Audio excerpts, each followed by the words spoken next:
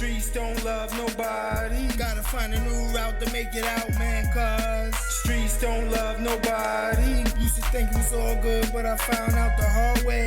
Streets don't love nobody. Used to think the streets was all I knew, but Streets don't love nobody. nah. Streets don't love nobody.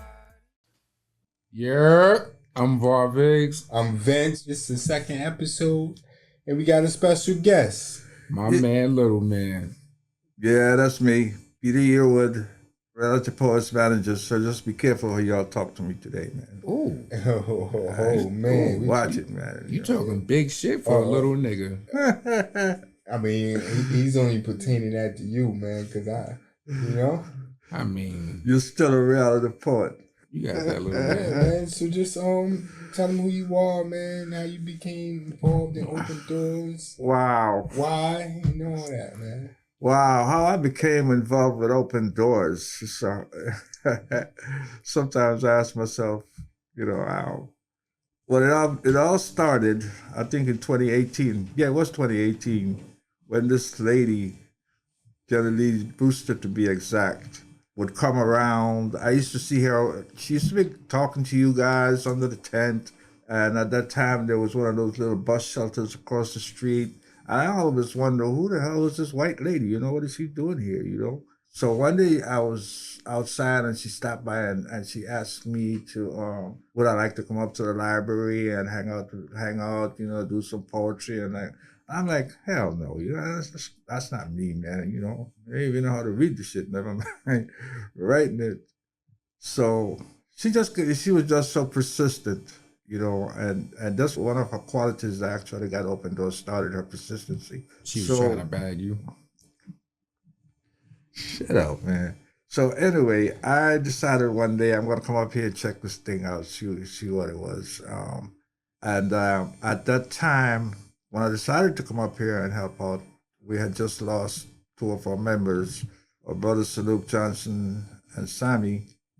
So I used to come up here and help out. I would help some of the reality poets type their poems up. So I used to come up here and help out, and I remember it was a Friday evening too. I was passing by the library and I saw Jenny sitting in here. She was like sitting in here by herself. So I just like tapped on the door to say, what's up? Jenny looked at me and she had that, like I was a little puppy dog look on her face. And when she said, Peter, I need for you to come in more often. Well, right away, I knew, we had to like sadly fill the spaces that we had lost, so I started coming to Open Doors every day. And I already knew these guys, the rest of the reality poet, Jay, Var, Vincent, we knew each other before Open Doors, we used to hang out and just do nothing actually. So I started coming in. The first meeting that I attended, and I saw what our Open Doors was doing down here, I saw the potentials, for Open Doors to be, be something big, really, actually. And so I knew right away that I had made the right decision. It's one of the best decisions I ever made in my life, man. And what excelled me in Open Doors was Jenny Lee's confidence and trust. It's like she just trusted us completely, like she knew we could do things, it's not like, can you do it or do you want to do it, She just knew that we can do these things, that we were more than just people with disabilities, which is, of course, another way I would love for everybody else to look at us, instead of seeing our disabilities, they can see our abilities. So yeah, that's basically how I came into Open Doors. And I'm going to tell you, Open Doors has changed my life so much. I mean, it has changed my life, has put my life on track. Because at that time when I first came into Open Doors, I was not in recovery, because I was a crack addict for like 20-something years. Open Doors has just given my life a whole lot of meaning, I am really in touch with myself now. In touch with yourself. Watch yourself, man. The fuck, I'm really in touch with my inner self, stupid. Oh, okay. Hey, yo. I didn't say I touched myself, man. You bad. Anyway, I was really, able to get in touch with my inner self because every day is a challenge in open doors, and that's what I love about it. Every day, you're challenged, your intellect is challenged, your whole humanity is challenged.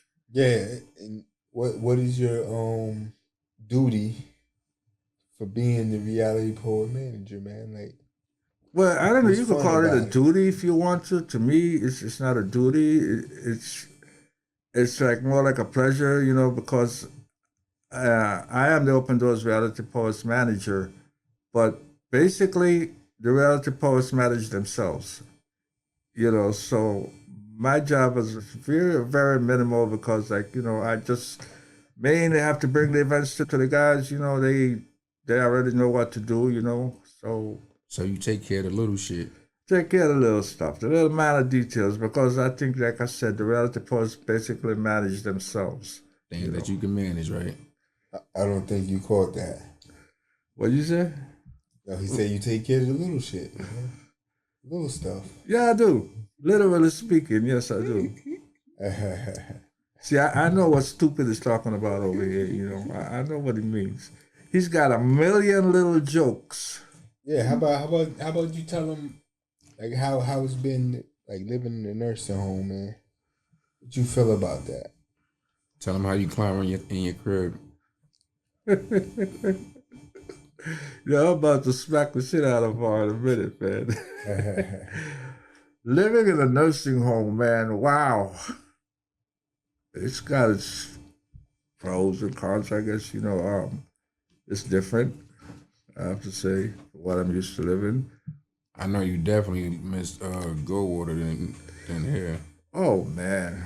Cola is no comparison to Goldwater at all, man. There was just a different atmosphere over there. Just the people were just so much more involved with us. They really cared. I have been a Cola right now for since 2015. I believe when Goldwater closed. 13.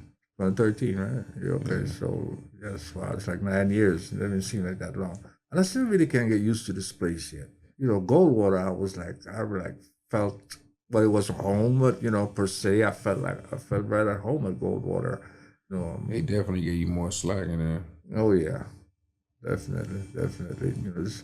That's the shit that really got me pissed off when I first came here, because when we were leaving Goldwater, there was like, okay, it's the sister hospital, it's gonna be you're gonna have the same stuff going on over there that you do. And it was nothing like that at all. That was like them just brushing us off and wanting to get us out of there, so it was nothing like that when I first came over here. The staff, their attitudes was different.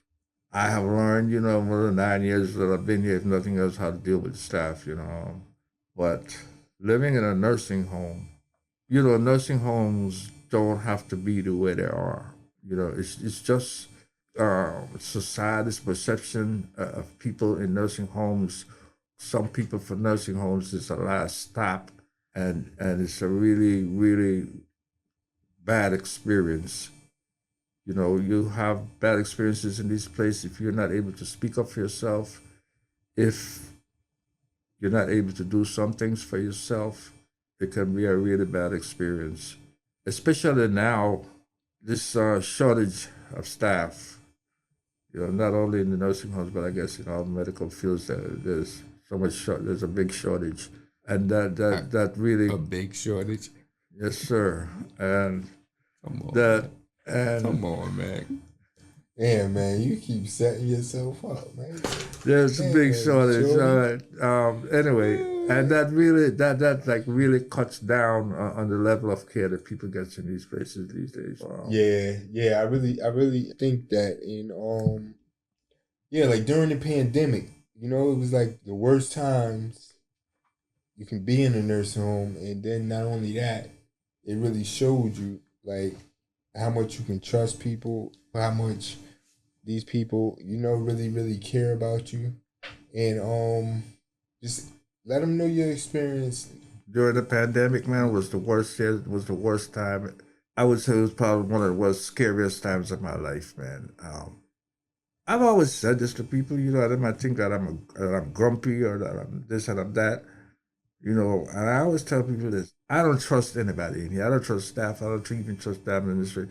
They will laugh with you and joke with you and this and that, but ask them to do their damn jobs and you will see their true colors. You'll see how much they really care about you, how much you're like family to them, right? And that was so evident during the pandemic. It's like, I mean, we were literally left to fend for ourselves. We were literally fighting for our lives, you know. When my brother Vincent came up with the idea of like the revolution, as he's Revolution has begun. yeah, he used to What have we that talking war about? cry that the revolution has begun. I'm Shout like, out Judas in the Messiah's movie, man. That inspired me to really fight, man. word, telling yeah, you, yeah. after- You always say that, man. Yeah, after I watched that movie, man, I said, man, fuck this shit, Yeah. man. Yeah, Yeah, man, did that and shit. you know, because of the situation that I'm in, you know, I looked at it and I said, you know what? The hell can they do to me now? I'm fucking fighting for my life in here, man. You know, there's nothing else more important for me right now. Anything else, any kind of repercussion or whatever is gonna come behind it, just let it come. You know, but at least I know I put up a fight. At least I know, you know, we tried, man. We did the best we could, and I have to say, you know, we did a pretty good job. Hell yeah, we definitely did a pretty good job. We did more than a pretty good job, but it's still a long way to go. Still a long road. That shit got to be done to change in nursing homes, and yeah, this nursing home lives matter movement is going to not only going to get bigger than what it is. It's going to be really worth the fight. Yeah, why does nursing home lives matter need to be bigger than Kohler? Well, nursing home lives matter, bro. Definitely, it is bigger than Kohler. It is bigger than Kohler. Our fight in here is bigger than Kohler. You know, just understand that a lot of the advocacy that we do, or the movements that we have on, is not centered directly at Kohler. It's important to me for nursing home lives matter to expand. See, this is one of the issues that we're having with nursing home lives matter. Getting it off the ground to really get so it catches on to nursing homes, because I guess like in most nursing homes, just like we did, you know, people are afraid to speak up, you know, or they don't have the representation, people representing them to help them get their stories out. And I'm sure that like there's a million stories out there during the first wave of the pandemic. There were people all over the country going through the same things, and I have to say that some people even have it worse than we did. You know, we need to get more people. We need to get more nursing homes involved.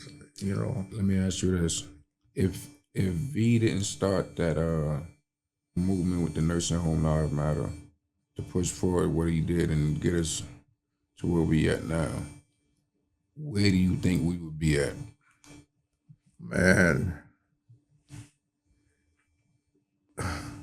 you know, that's you know, it's kind of a hard question to answer, because if Vincent didn't start that movement, and we were dependent solely on administration, I think maybe a couple of us wouldn't be sitting here right now.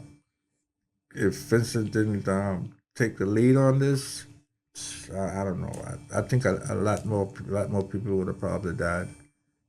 Yeah. And even that, we don't know the exact amount of how many people died in it right now. Your old CEO would have still been here, Oh, Killer, you know? Killer Hughes. Excuse me, Mr. Hughes. That's my man, Killer. You know what I'm saying? Yeah, I remember that shit out in the yard that day. Boy, the yard that nigga tight, man. Boy, I said, like, how do you sleep at night? How Oh, do he you couldn't even sleep answer at that shit. Yeah. I said, So I'll I talk took to you later. one on one. Yeah, I think we should have a conversation. You know? We ain't never had that That talk, shit was neither. funny. Hell yeah. But to take it back a little bit, who was behind us that we knew for sure had our back? During the lockdown. Well, for sure I knew who had our backs, and surprising the heck out of me was the community. I knew they were like, were 100% behind. I mean, I was so surprised at that, bro, that the Roosevelt Island community came together to support us. Like, whatever you guys need, you know, we're here for you. And, you know, there wasn't about talking about it, there was about doing it. You know, it He showed was up bringing here. your little ass mad chocolate, too.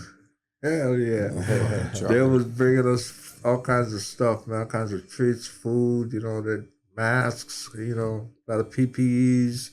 Yeah. And they just showed up in whatever way we needed them to show up. They even gave us shit to give to the nurses. That's right. Yeah, that's That's really right. all the PPE was for. Yeah, And that's right. while they was lying saying they had enough. Mm-hmm. They were out there. Hughes was out there. Oh, Calder's doing fine. He's doing fine. We got enough PPEs. I don't know. The residents are being misinformed or not informed and this and that.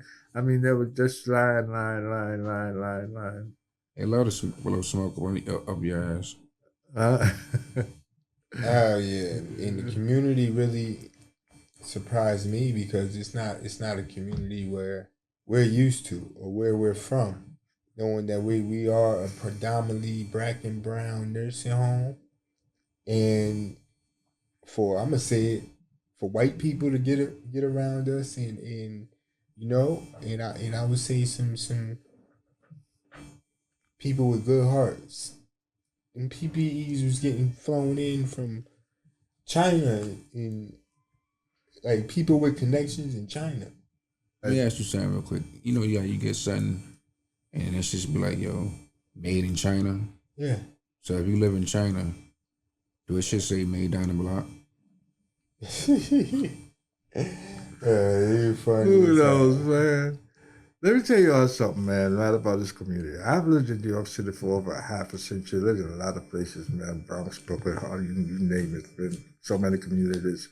And I never really paid community much attention, because I've never experienced any real love like I did over here in Roosevelt Island with this community. I have, read about stuff like this in the newspaper, seen it on TVs, how communities get together to help each other out, when it's like your problem is my problem, which is what happened out here during that time, during the pandemic. Is like, I finally realized that we were a part of this community, that, we weren't only welcome to be here, because there's a difference of being welcome in a community and actually being a part of that community. Being a part of the community, it's like when, my problem becomes your problem, then I'm part of that community.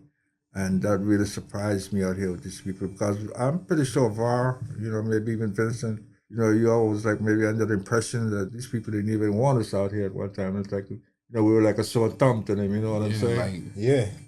To me, like, we didn't exist or whatever.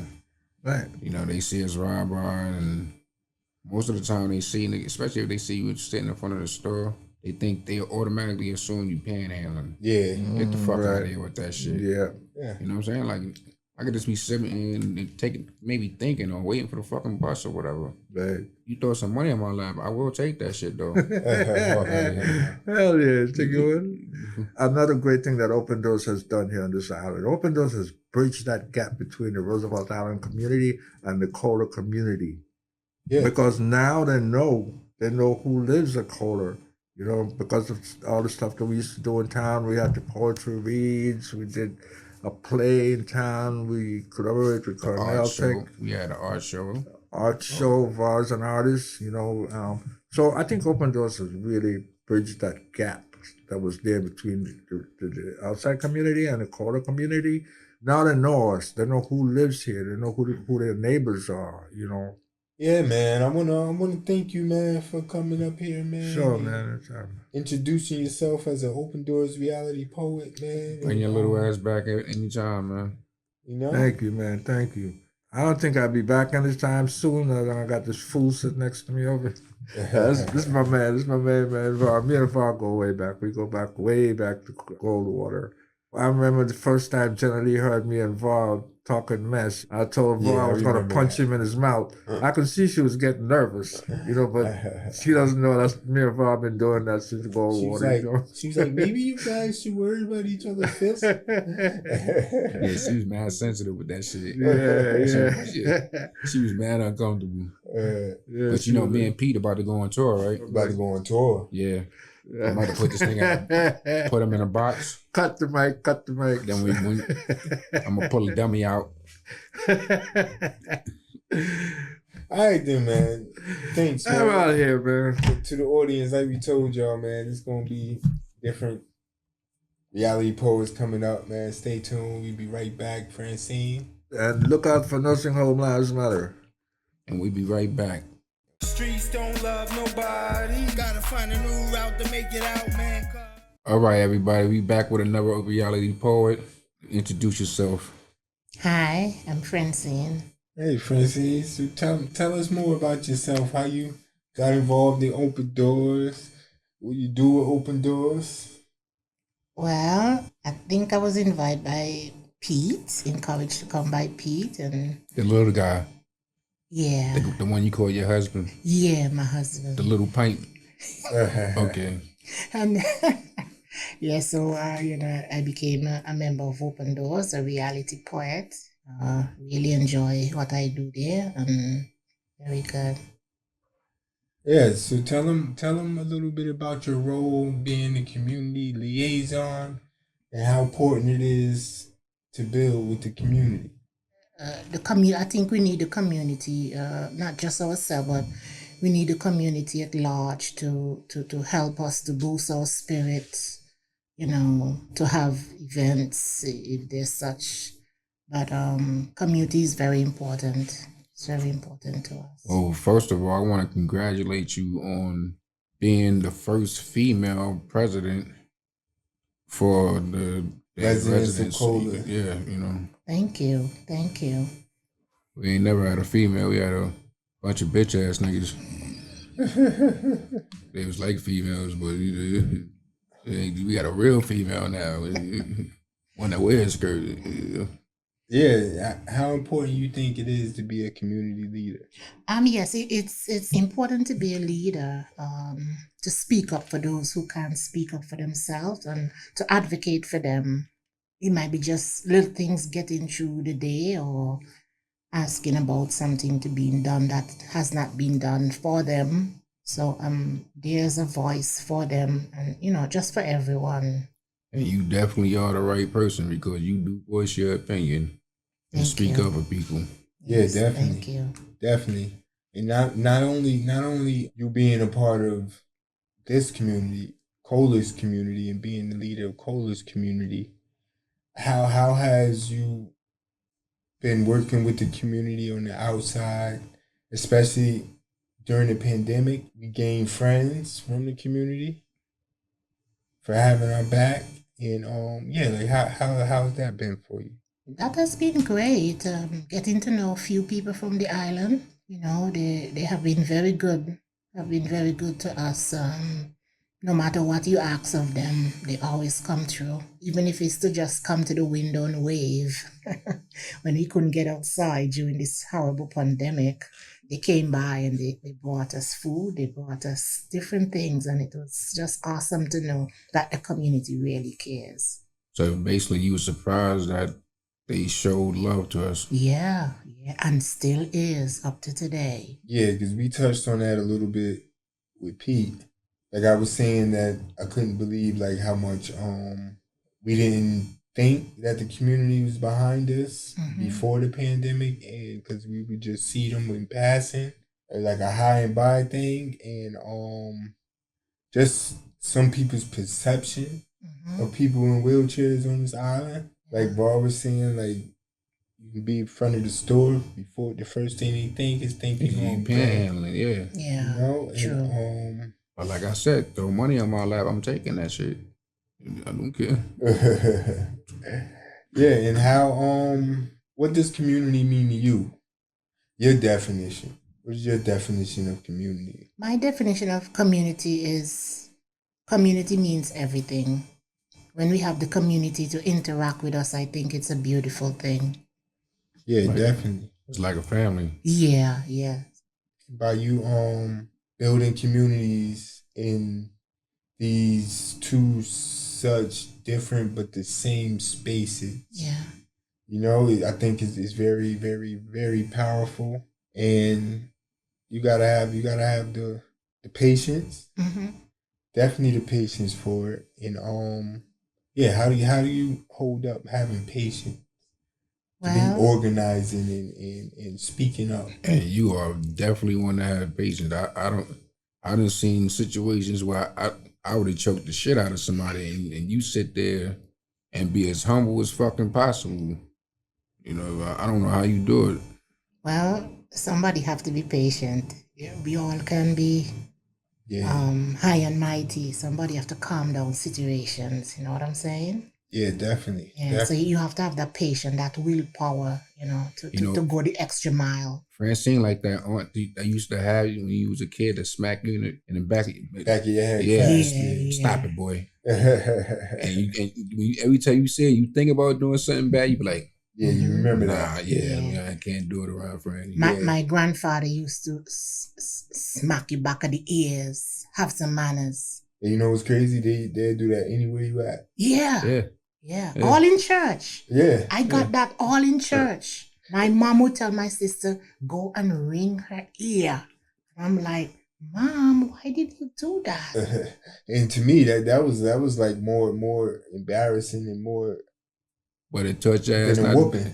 They taught your ass not to do it again when you Yeah. That when you outside. definitely. You think about that shit. And I thought my mom didn't want me to, interact with other people, but you learn that they just want you to be strong. They don't want you to get in trouble, Yeah. So the value that they instill in you, I think it make each of us what we are for today. Well, Yeah. I've unlike Vince, I've known you for a long time, like Pete from Goldwater. Yeah, way back. And like I said, you are a very strong person, and I've seen you in so many situations where you could have snapped or choked the shit out of somebody, and you remain humble. And I recommend you on that. Thank you. Yeah. And what's the difference between your relationship with administration then and the relationship you have now? Oh, that's a big difference, because with this seat, the one before, you never had little to none unless you're at a meeting. But this one, where he said he has an open door, there's a email, you can reach out to him, and anything you approach him on, he always look into it and he definitely gets back to you.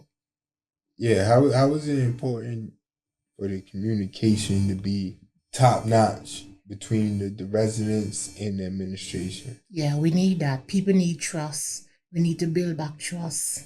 And we need that communication, that open line of communication. We definitely need that. Yeah. Yeah, because like I said, with this previous CEO, that's something we didn't have. I felt real disrespected. Yes, definitely. Because like felt like they can keep us in the dark, Mm-hmm. and we the ones that really run this shit. That's right. He wasn't worth shit from the jump. I mean, look at his record. He left here with the Coney Island, was responsible for a death. They kicked his ass out and sent him back here to us to kill us. Mm-hmm. You know what I'm saying?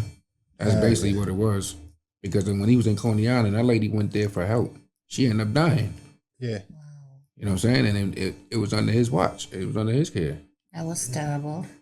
Yeah, how was it during the lockdown for you? Oh, what can I say about that lockdown? I don't know. I wanted to jump through the window many times. It was hard. 400 plus days? What?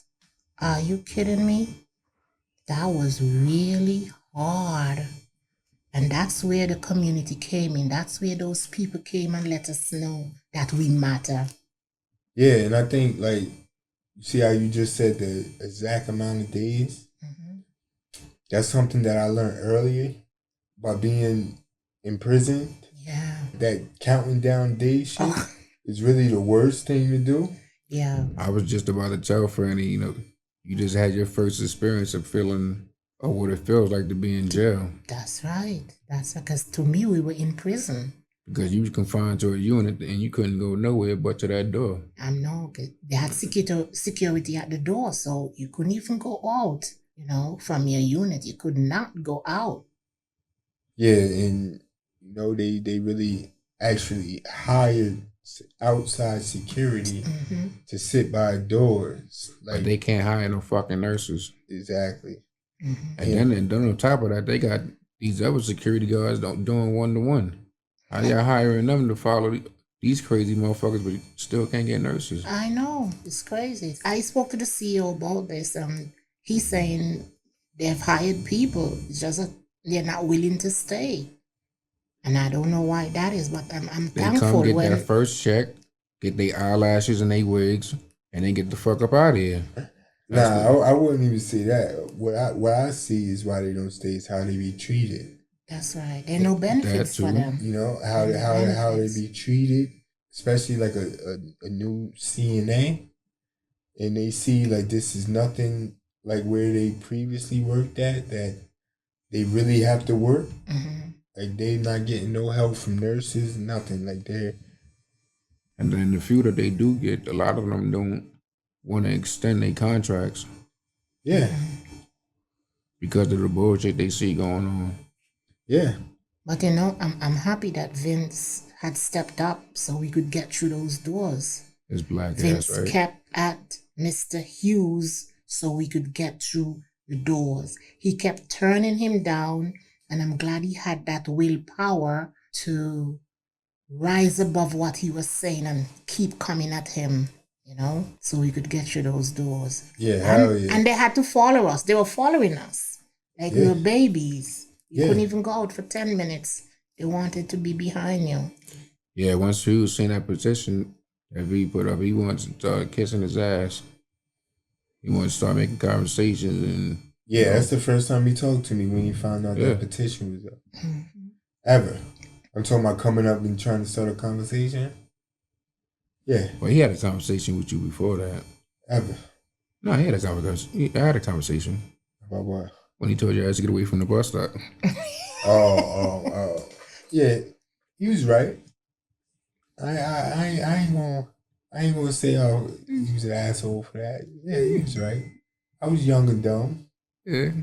And that really made me start really fighting, because I'm like, what they doing is really wrong. Like Yeah. this shit is really wrong. Nobody really committed any crime or gave them any reason to really.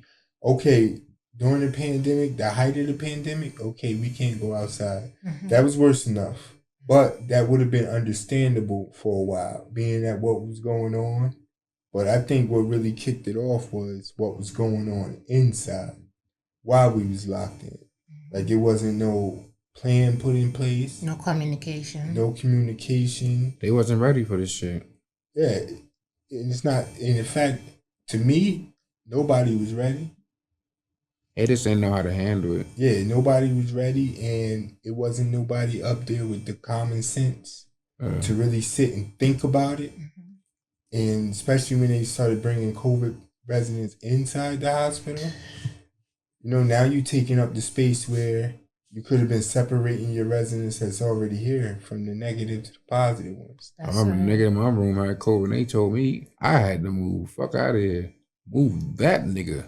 Yeah, and wherever you was going, and you end up testing positive a couple weeks after that. Yeah, because of that. So wherever you motherfucker would have went, you would have infected them. Yeah. infected them. You know, Just pass the shit around. Yeah, like that's exactly what was going on. They did the same thing to me. There was a lady in my room positive. We know nothing about it. So me and my other roommate, we got positive. Thank God we were just asymptomatic, you know. Yeah, same with me. Yeah, And this motherfucker was 2 beds away from me. But when they take me out the chair, I park in front of his bed. And sometimes they have his curtain open. yeah, and with nursing homes lives matter. How is it important to be implicated in other nursing homes and nursing homes everywhere? Yeah, that is something that I would like to see. I love the nursing home lives matter. I think it's a powerful thing when people come together and tell their story. It's a powerful thing. Yeah, definitely.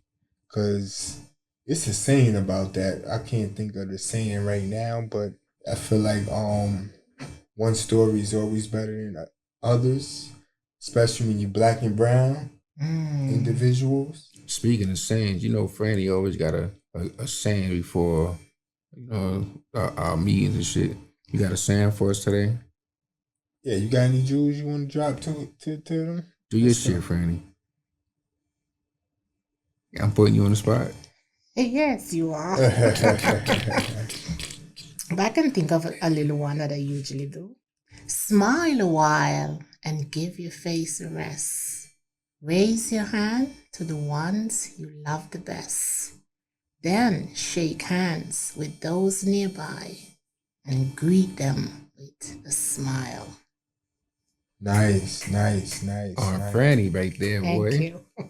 Nice. That's on Franny. That snaps right there all day. Yeah, because I think like nursing homes all over the country went through what we went through. Yeah, I think so too. That shows that it's a bigger problem. Yes. And I'm talking about a bigger problem, the nursing home, our hospital, whole healthcare system. You know? During our time of lockdown, and we was watching the news and shit like that, and seeing them, like the bodies that was being dragged out of different nursing homes, being put in trucks. Yeah. Yeah. Like that shit don't make no sense. Like you don't even have a van. You need trucks to take all these fucking people. Yeah. Like come on, yo. Yeah. And what's some of your goals as president to bring to Kohler, and then not only bring it to Kohler, nursing homes all over the country? Like what are some things that you want changed in the system? Well, number one, I just want to see the residents be treated with respect and dignity. And then anything else can follow after that. You know, sometimes they ask for something, it's nothing big and it's denied from them. So I want to be that advocate that can help them along. Because you're already laid up and sick, and then sometimes you just want someone to talk to. And a lot of people don't have that. Yes. That's the sad part. Yeah, a lot of people. You know, the people that don't have nobody to talk to or any type of family, those are the ones that get mistreated the worst. True. Hell yeah. True. You know, and I feel so fucking sorry for them. No family Because around. they have nobody to advocate for them. You know what I'm saying? And these people would do any fucking thing they want to them. They'll be lucky if they get fucking washed. You know? Yeah. What's the importance of women taking a stand and being at the forefront of movements like this? Well, number one, you have to be a strong woman. And I believe in the leadership of women. Women can be a force to reckon with. Oh, yeah. I learned that in a few relationships. A couple of baby mothers that teach you that. I got 4 of them. Yeah, and then as I'm older, I realized, you know, like my father used to always say, yeah, the woman the boss. Men think they the boss, but the woman is really the boss. Yeah. And I see. Yeah, learn the hard way. Women can multitask, you know. We can do a lot of things. I think we have more reach, you know. And with a good man beside you, you'll go places. Yeah. Yeah, I definitely can multitask. Yeah. So my baby mother was sleeping with me and my home. Oh man, she was different. By the time I got to jail, I had a Dear John letter. Oh, you're funny, bro. All right, friend. Thanks for coming up, man. And, Thank you for having me. Thank you. Sorry for putting you on the spot. It's okay. It's all good. Reality Poets TV, and we out. I'm Viggz. And I'm Vince. I'm Peace. Francene. And we out here. Bye. Streets don't love nobody. Gotta find a new route to make it out, man. 'Cause